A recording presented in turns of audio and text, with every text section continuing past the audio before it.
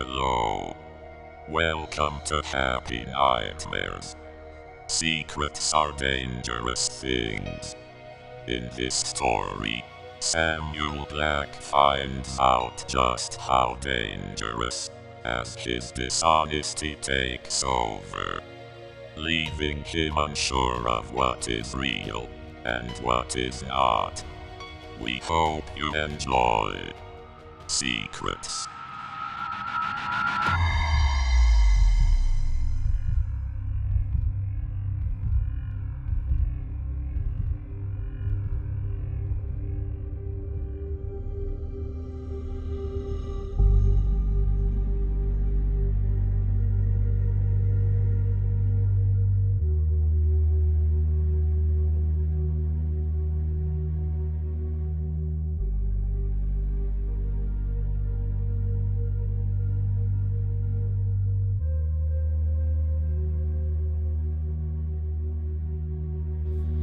At first, Sam wasn't sure why he was awake.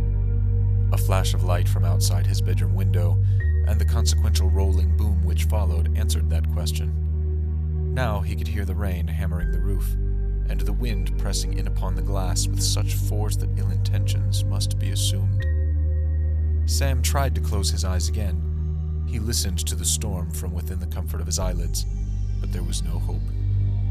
It would be another night of unsettled wandering as the darker segments of Sam's mind began to envelop him slowly, like a boa constrictor, coiling around him until he could not breathe. Samuel Black was a man with secrets. It was an all too often occurrence for him to wake in the early hours of the morning. When he did, the secrets came for him, and with them a deeply penetrating sense of foreboding and paranoia. The line between one life and the other was so distressingly thin. Sam lived in constant fear that one day his wife, Alicia, might find out what he really does after he kisses her pleasantly on the cheek and walks out the door each morning, en route to a fictional desk job. She has never questioned his career. The salesman awards in his home office are real enough, and the paychecks come in for the same amount from the same company every week. Perhaps the day would come when his children, no longer children really, but ornery teenagers, would stumble upon the false panel in the basement wall. They would not be able to venture further, of course, without the proper identification, but the mere existence of such a security system would raise questions that Alicia would want answers to. As these fears continued to swell and expand, Sam decided that he would not be falling back asleep any time soon. Rather than continue to lay there in the dark with no possibility of distraction, he climbed out of bed, careful not to disturb Alicia as she snored delicately through her hopefully sublime dreams. Sam walked into the kitchen, resisted the reflex of flipping on the light switch as he passed it, and opened the pantry. After a brief scan of the contents, he selected a bag of small pretzels, opened it, and popped one of them into his mouth whole. He crunched noisily and was pleased with how hard it was to think over such an obnoxious sound. He continued to eat them, one after the other, in an attempt to drown out his feelings of guilt and fear of exposure. His mouth began to hurt, and when he looked down he realized almost the entire bag had been devoured. The inside of his mouth had become raw from all of the salt. Setting the bag down on the stove, Sam turned to the sink and started the cold water with his left hand, while reaching his right into the cabinet to pull out a small glass.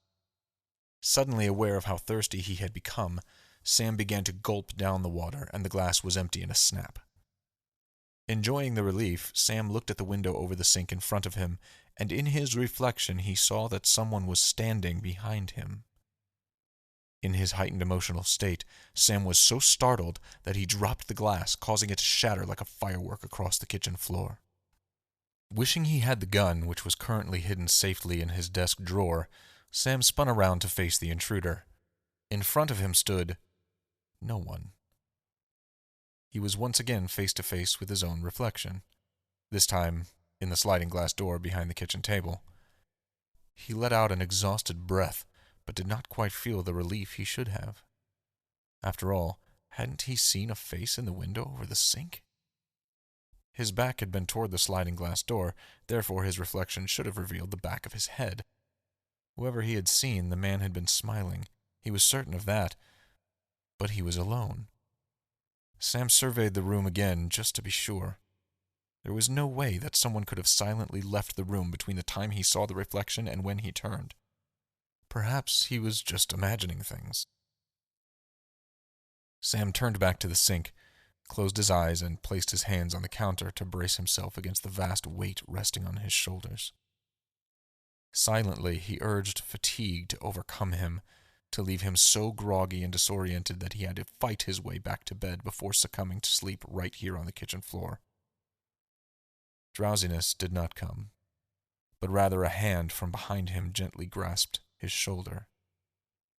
For the second time, Sam spun around to face whoever was with him in the kitchen, but this time he was not alone. Alicia, one eye open and the other still asleep, staggered backward at her spooked husband's overreaction. He snapped at her, not because he was upset, but because he was becoming increasingly agitated. She had heard the glass break and came to make sure everything was all right. Looking down and observing her bare feet, he urged her to carefully go back to bed. He would clean up the mess and return to the bedroom when he was done. As Sam cleaned the glass, his memory of the smiling reflection faded enough to assure him that he'd been mistaken and had indeed seen only the back of his own head. When he was certain that all shards of broken glass had been safely discarded, Sam decided he should return to bed as he said he would. Obviously, he was in no state to be out here alone, frightening himself with all matters of nonsense. The door to the bedroom did not appear open, as it was, but like a solid black surface had been fixed into the frame. Fear of the dark had never been an issue for Sam, but for some reason he hesitated before entering the room. His current phobia was not of the dark itself, but, like most, what may lurk within its depths, waiting for him. Refusing to allow mind tricks and shadows to weaken him, Sam walked into the room and was swallowed by the unyielding darkness within. Once in the bedroom, Sam moved slowly, not wanting to strike his shin on the bed frame. Hunched over, he waved his hands in front of him, searching for something familiar, but stopped in his tracks when he heard the sound of knocking close by. This was not the muted thunk of knuckles on wood, but rather the resonating tone of someone knocking on glass. Sam was right next to his bedroom window, currently obscured by lowered blinds with thick wooden slats steeply slanted to block out any trace of light. He heard the knocking again. There was someone outside his home. Sam reminded himself what he did for a living, and what kind of a man he had to be to complete his assignments. He was not one to shrivel into a corner and cower in the face of an adversary. Sam stood up straight in the darkness and puffed his chest out in a solitary display of machismo. Fear gone, for the moment, Sam took the last steps toward the window and felt around until his fingers grasped the outside edge of the blinds. He leaned in close and pulled the blinds away from the window, revealing a clear night aglow with moonlight. But it was an empty night, free of creepers and predators which might knock on someone's bedroom window. As Sam scanned his front yard for the person who must surely be hiding there, he heard the knocking again. It was coming from his right, not from the window out of which he currently looked, but there was not another window to his right. There was only a currently dark pedestal lamp, a long black dresser, and the large square mirror which rested upon the dresser. Sam heard the knocking again as he lowered the wooden blinds back into place, and there could be no doubt in his mind that the sound was coming from the direction of the mirror. Tendrils of fear once again began to slither around his ankles, wind up his legs, and make their way deep into his gut. He took one slow step after another toward the mirror. His eyes had adjusted to the darkness, and he could see the vaguest of shapes within the frame of the mirror. He could see himself, further back, moving slowly toward the dresser. He could also see someone else. Had there actually been a person in the bedroom to cause the reflection Sam was looking at, he or she would have been standing directly in front of the mirror, for the reflection was only from the waist up. Sam could make out no details of the person's face or body, but by the size of it, he figured it was definitely a man. With each step Sam took toward the mirror, the phantom reflection faded slightly, and by the time he stood next to the dresser it had vanished completely, In its place, Sam could see the reflection of something which should have been lying on the top of the dresser. Of course, there was nothing on the dresser on Sam's side of the mirror, but on the other side lay a sheet of computer paper. In the darkness, Sam could not see if the paper contained writing of some kind, so he reached over to the wall and flipped the light switch. Light erupted from the pedestal lamp beside him, instantly flooding the room in warm yellow light. Sam feared that doing so would cause the reflection to vanish, but when he looked back to the mirror, he could still see the paper. Had the script on the page been printed neatly, he may have been able to read it, but the messy handwriting, on top of words that were written backward, made it impossible. The red smears on the paper were also disconcerting. There was only one thing he was certain of. The sloppy, slanted, scrawling calligraphy was his own. Frantic, Sam rushed to his nightstand and unplugged his cell phone from its charger. He ran back to the mirror as he fumbled to open the phone's camera. Once open, he pointed the lens at the mirror and snapped a picture of the paper. If he could load it onto his computer, perhaps he could flip the image and decipher the message. He quickly emailed the picture to himself so that he could open it on the computer, and when he looked back up, the ghost page was gone. The reflection in the mirror was once again an accurate duplication of reality. In that moment, Alicia came to Sam's mind. He whirled around, intending to apologize for turning on the light while she tried to sleep, but she was not there. The bed was empty, comforter thrown away, revealing bare sheets where his wife should have been. He called for her quietly, and received no answer. Now afraid that whatever haunted him this evening had expanded its torment beyond him alone, Sam rushed through the house, hissing Alicia's name. He wanted to yell, but the kids were still sleeping, and now would be a bad time for them to join him. He did not have to search long, however, as he came upon the basement door open wide when it should have been closed.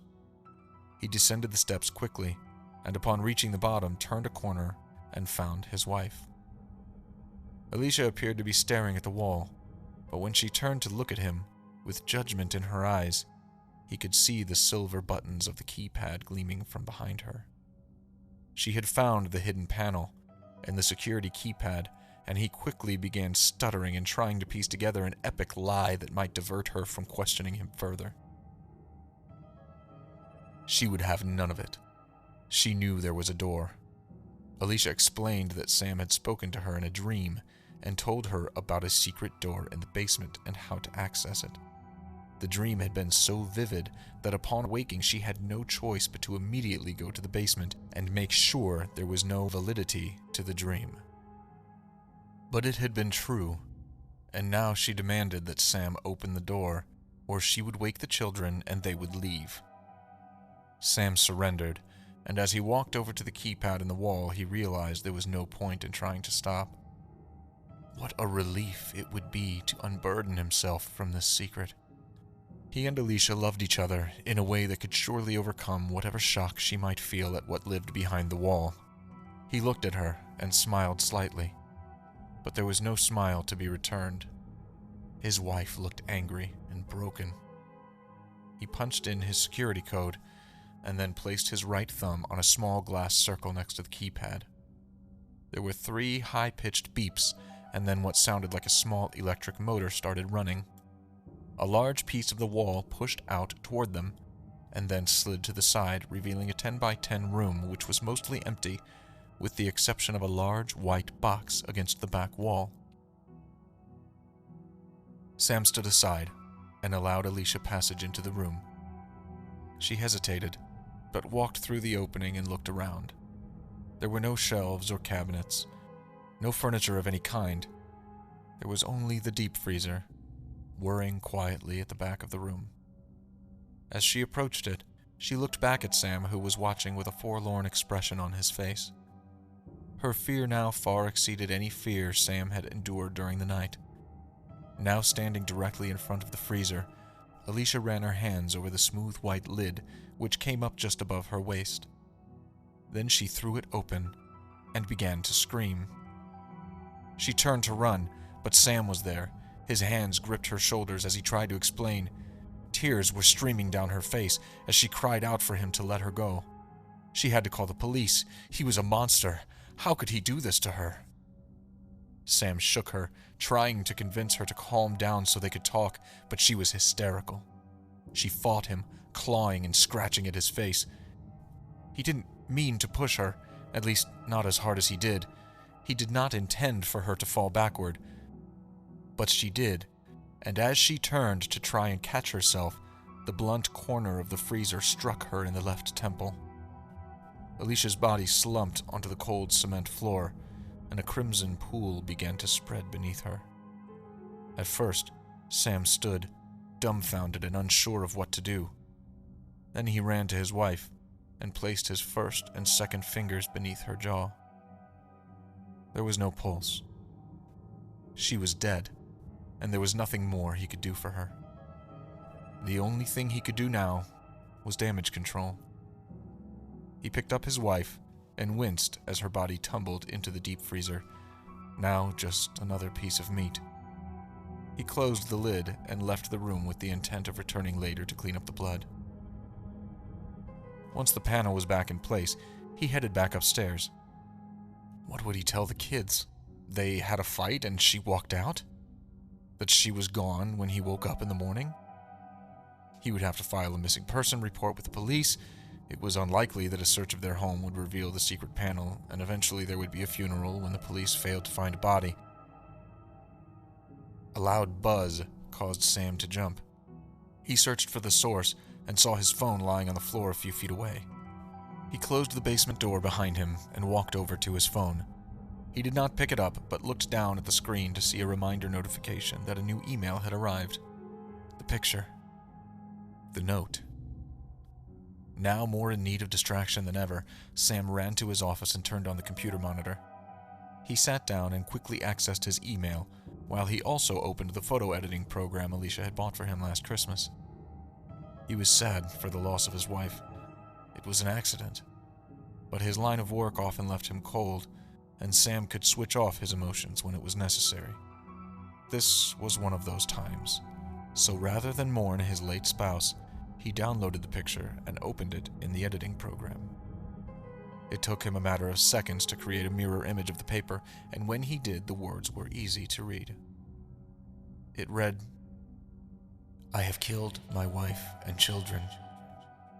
However unintentional it was, I cannot be allowed to remain living. Their deaths weigh heavy on me. Wherever they are, I hope they know how much I loved them. Samuel Black." One word in the note stood out to Sam. Children. He stood up quickly, knocking over his chair, and rushed to his kids' bedrooms. They were okay, both sleeping quietly and peacefully. He checked to make sure they were breathing. As he closed the door quietly behind him, there was once again the sound of breaking glass from somewhere in his house. This noise was followed by thuds and thumps, and Sam knew at once that someone had broken into their home. He also knew they had not come in through any window, but through the bedroom mirror. If whoever it was meant to harm his children, Sam would not stand for it. He rushed quietly through the house back to the desk and opened the middle right drawer. The drawer had a false bottom to it, which he lifted, revealing a worn-looking revolver. Sam removed the gun from the secret compartment, opened the barrel to ensure it was fully loaded, and then snapped it back into place with a flick of his wrist. He would not hesitate when he encountered the intruder. They would drop before they even had a chance to beg. Footsteps, not from the bedroom, but from the foyer. From the foyer, the intruder could access the hallway to his kids' room. Staying low, revolver at the ready, Sam scurried to the hallway opening and stood with his back against the wall and the hallway to his right. He took a deep breath and then spun quickly so that he was facing down the hallway. The intruder was right there in front of him, and as promised, Sam did not hesitate. Sam fired a single shot, which screamed down the hallway. It pierced his son's chest first, exited through his back, and immediately entered his daughter's neck. She had been following closely behind her brother as they investigated the source of the commotion. Both of them had heard the sound of breaking glass, and someone running through the house. Both of Sam's children fell to the ground as he rushed to them.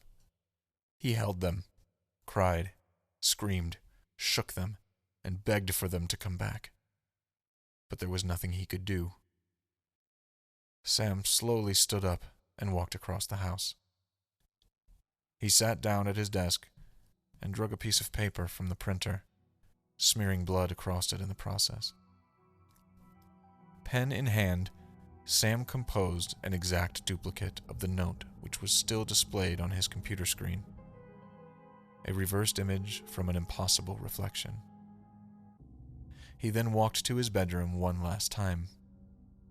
The bedroom mirror had shattered, leaving long, pointed shards of glass scattered across the glossy black surface of the dresser.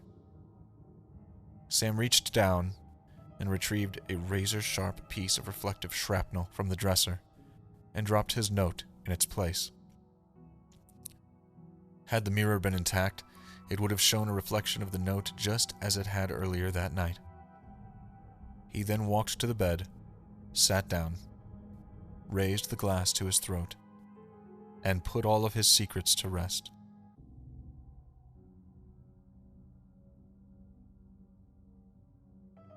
When the police arrived, moments after Sam had taken his own life, they struggled to comfort a grieving family which had just endured the most horrific night of their life. As the sun began to creep toward the sky, Alicia was finally able to explain her evening to the police. Her husband had woken her when he dropped a glass in the kitchen. She had gone to see if he was okay, but could tell that something was wrong. He told her to go back to bed, but she followed him instead. He was hallucinating, speaking about things that didn't make any sense. At one point, he went to the basement, to a secret room that she didn't even know existed. He went inside, but she stayed back. Sam acted as if he were fighting someone. She made a few attempts to snap him out of it, but it was like she wasn't even there. She ran to the children's rooms and told them to stay together and hide in the closet. She then found him sitting at the computer, just staring at the blank screen. She called the police when he pulled a gun out of one of the drawers, and while she was on the phone with the police, Sam walked into their bedroom and slammed the butt of the gun into their mirror, shattering it into a million pieces. He then went to the hallway. Fearing that he was going to do something awful to the kids, Alicia was about to run and grab him when he fired the gun, a single shot, into the empty hallway. Alicia watched as he knelt to the ground, weeping and screaming hysterically. The police were still on the phone with her as he stood up, walked to the desk, and started writing the suicide note. His hands were bloody from breaking the mirror, and it smeared on the paper. The police on the phone told her to keep her distance, so she didn't follow immediately behind him as he went back to the bedroom for the last time. By the time she saw him, he was sitting on the edge of the bed, with a piece of glass to his neck. She could not get to him in time to stop it. Secrets are dangerous things. They eat away at you, gnawing at your humanity until, eventually, they find a way to break free, to take on a life of their own. Once that happens, there is no telling what they might do.